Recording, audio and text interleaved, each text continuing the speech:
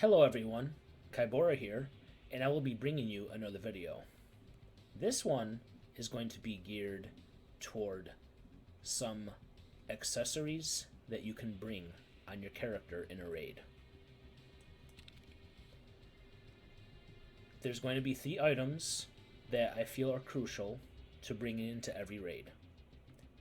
And they can all have the potential to be very cheap and yet still very effective. I'm going to list them in order from importance. So the first one I'm going to introduce to you is having an earpiece.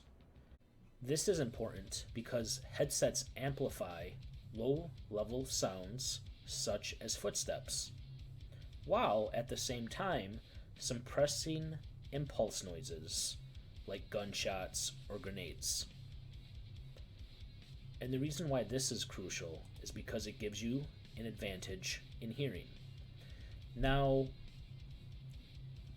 most people bring headsets, so you have the same advantage as them, but having the ability to hear just as much as your opponent is still crucial, because you will notice that with experience, you will understand that every sound that you make in game, whether it's pushing tab to look at your inventory, whether it's ADSing, whether it's turning around in a circle, all those things make noises.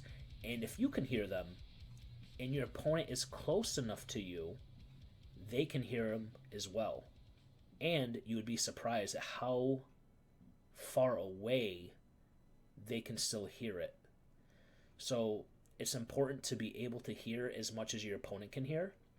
Now, I know I chose these headsets, and these are actually considered the cheapest ones, and they're probably the least popular because they have the greatest amplification to sounds, including your own. So sometimes, even if you are by yourself, if you're not used to this, it can trick you into thinking it's another set of footsteps. But you can get used to it. I have. I don't think they're a bad headset. Of course, almost every other headset is better. But for the price, you can't go wrong. You can purchase them off Ragman, level 1, and it's $13K. That's not an expensive price. You start with $500K. And it's just a great deal. If that's the only thing you bring into a raid, of course, minus your weapon, that would be it. You have your weapon and a headset, and you have almost just as much chance of succeeding as anyone else does. Because if you're able to hear, you're able to know what's around you, and you're able to understand what to do. The next item that I want to talk about is having a face cover, such as this balaclava, which you can also get off Ragman level 1, and it's almost $3K.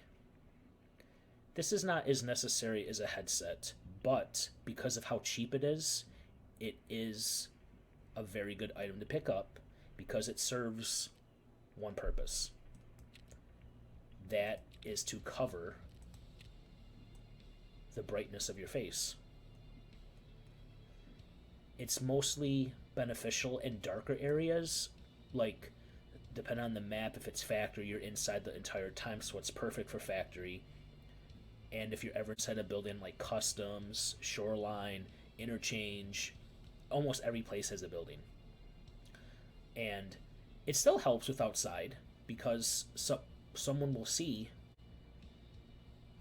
the image of you moving around, and sure, you can still see someone's head, but because the color is reduced to a neutral gray or darker color, depending on your mask, there are colored ones, which it still serves the same purpose, but having one that's like dark can help you blend in better with the surroundings, and it just reduces the eye from being able to pick it up and put the reticule over it to hit you. Now, the third item that also serves a good purpose It's probably the least necessary just because you can still do the same stuff without it, but are glasses. This is good because when it rains outside, the droplets are reduced in size and it doesn't smear up your screen as much. These are also available from Raglan Level 1. And they are also at an affordable price of $2K. There is a cheaper one, slightly, but they're see-through.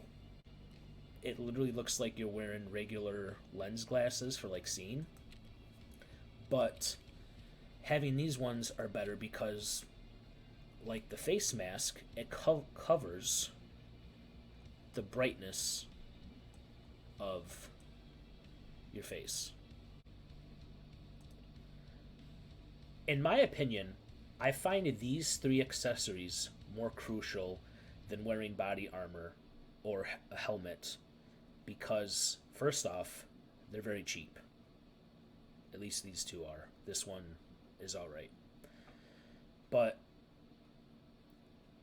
generally, you will suffer more from being exposed than you will to not having armor. Because let's face it, we've all been there. We've worn really good armor or the best armor that we had available, and we still got destroyed. But having a sort of camouflage or blending in effect can produce greater results. Because if you can't be seen, you can't be shot. Am I right? It seems minute, and it might be, but still being able to reduce someone's vision of getting a one-tap headshot is always beneficial. But if you go in just like this, you'll be good. You have the chance of killing anyone. And, of course, you might want to bring a backpack to hold stuff in, or tactical rig. This is what I think is good to be proficient to stand a chance against the enemy. Now, if you have more money and you have access to it, I would try to bring in a better headset. But these still get the job done. To be fair, any other headset does help to define the sound a little bit more accurate. If you solo, this is still a great headset.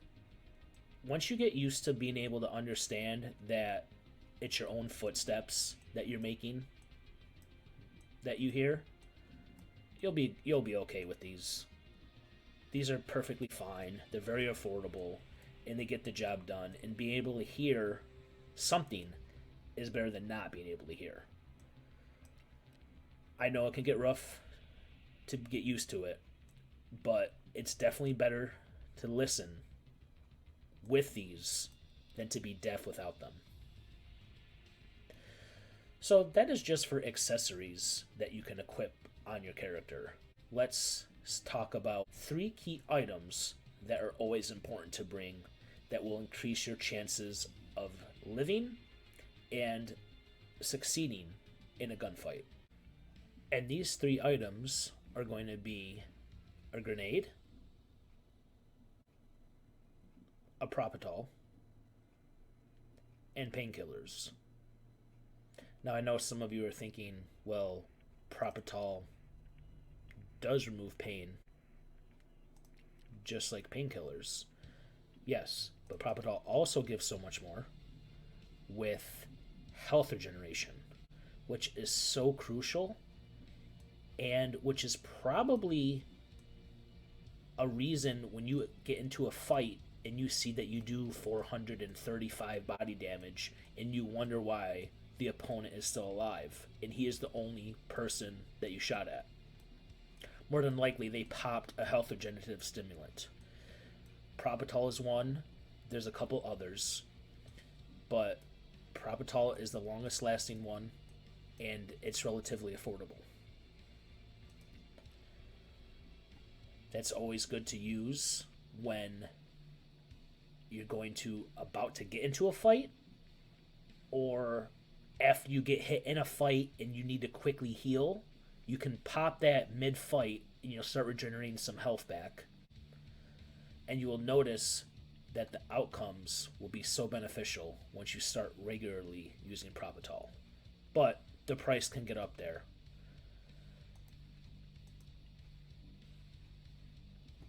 This is generally the average price.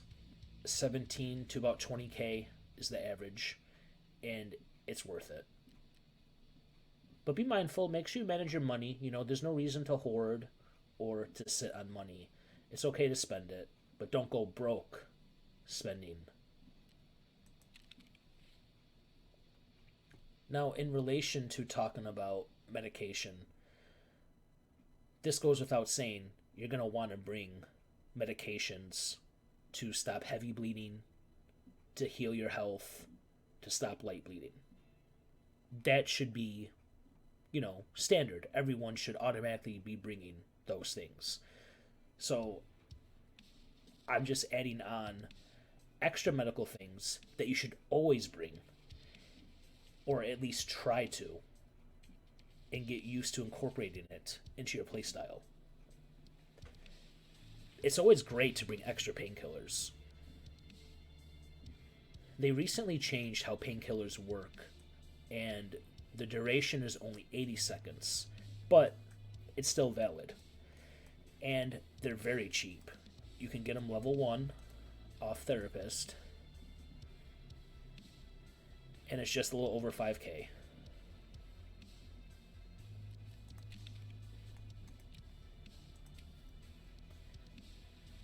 And it's oh so worth it. There's a trade too for matches, but matches sell for more individually than they do to equal out one painkiller.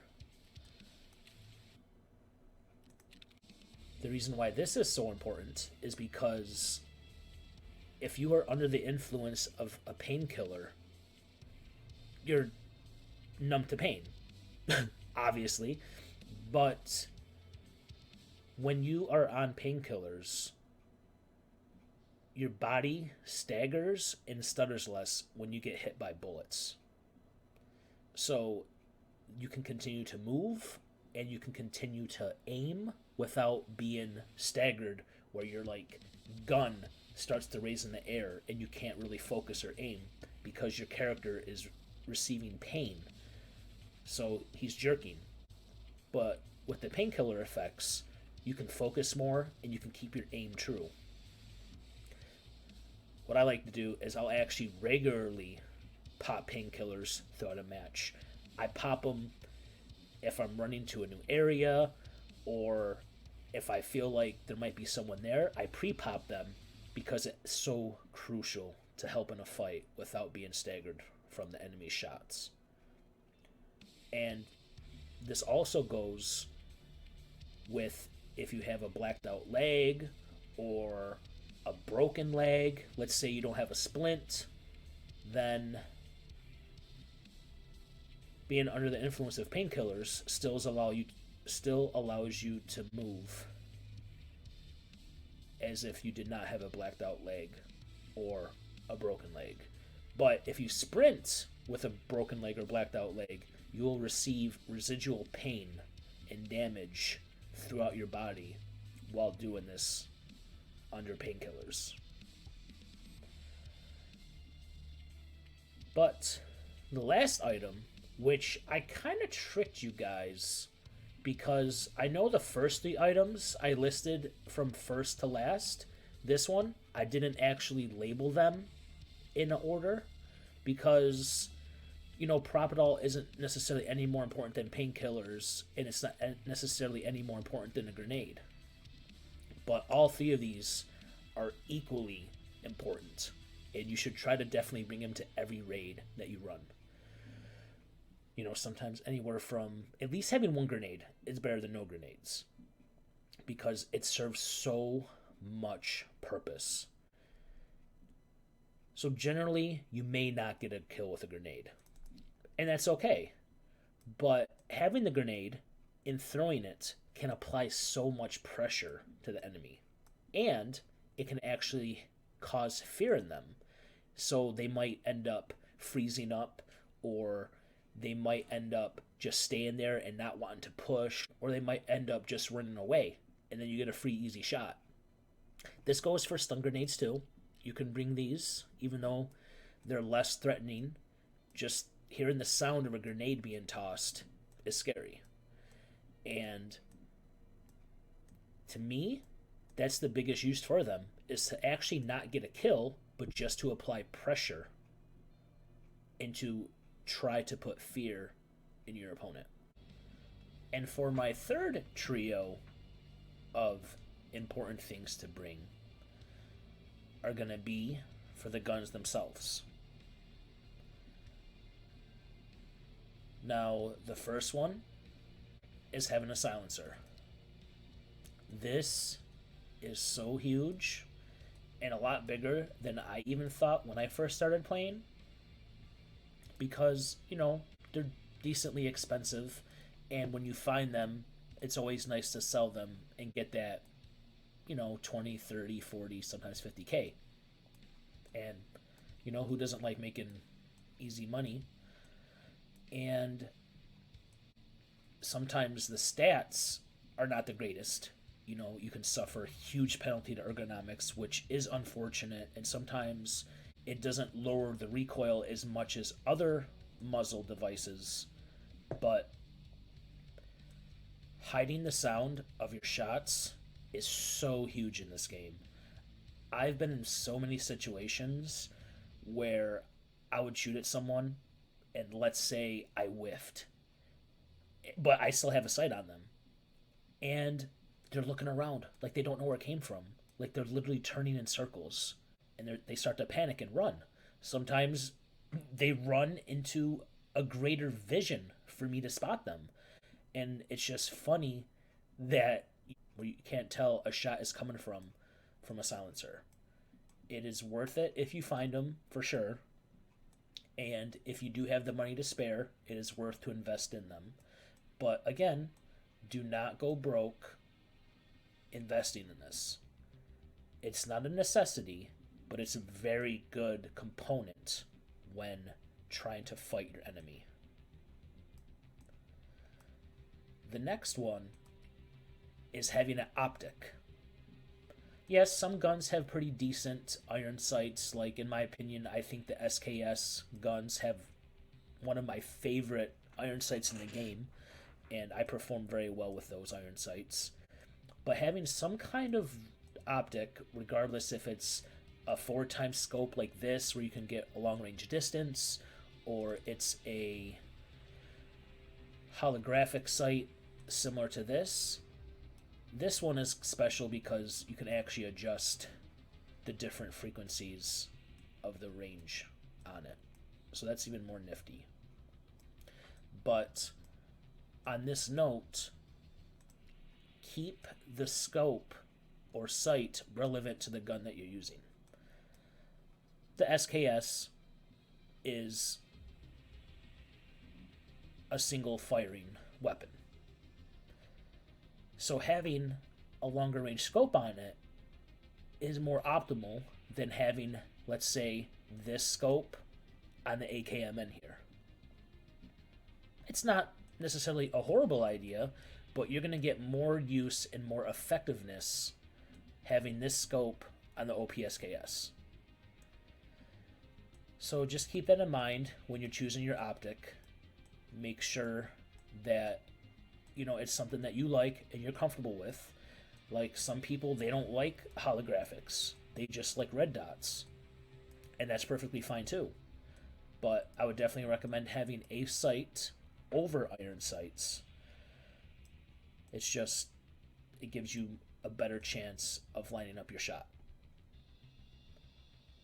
Now, for the third component, it will be the ammo that you choose to bring in.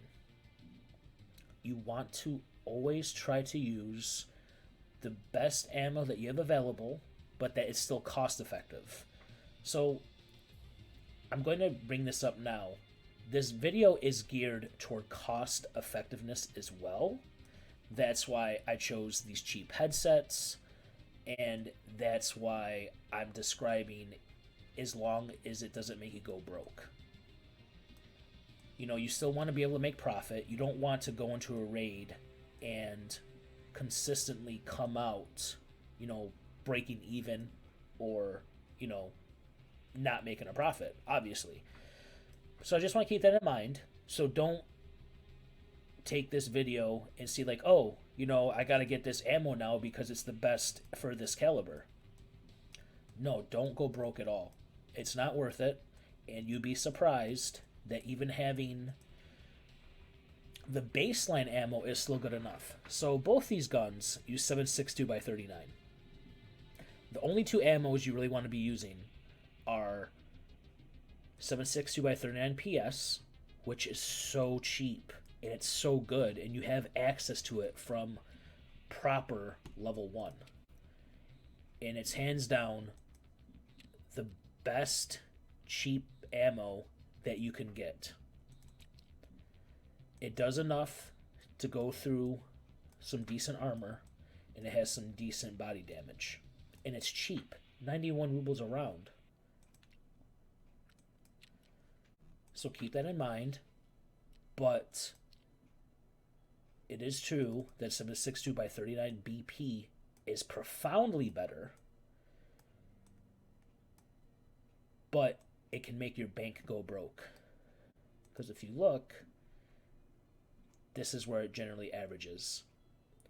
And until you unlock the task to buy it off proper, you'll be stuck purchasing it off the flea market for this pretty steep price. Now, of course, if you can afford it because you make more money than it costs you to spend the ammo, go for it. 100% go for it. This is just about making sure that you take what you can use and make it effective. That's why having a good balance of gear and making the gear complement each other. Like, you don't want to spend 100K on a part on a gun that reduces the recoil by a lot and attach it to a gun that all the other parts are basic, because you literally spent 100K on one part that's really awesome, but it doesn't make the gun awesome because of that one part. The gun as a whole has to match and work together with each other part to make it cost effective. So keep that in mind when you're buying parts for your guns and what you choose to modify and what you choose to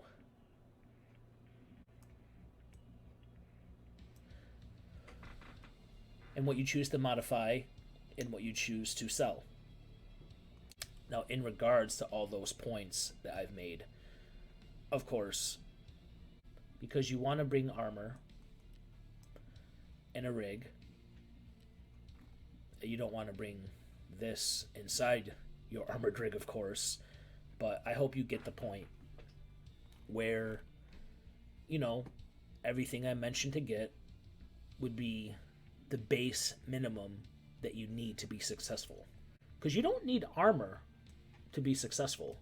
Armor mostly helps against scavs, and also if a player is using lower quality ammo. But because you generally never want to get hit regardless, even if you have armor. Not saying to not take armor. I'm just saying if you're trying to be very cost effective or do a budget run, these are the things I would prioritize bringing over other things. I wanted to thank you all for coming and stopping by, and I hope you enjoyed the video, and I hope it helped everyone out, and that you all are able to use these tips to better profit and escape from Tarkov. Thank you. Have a good one.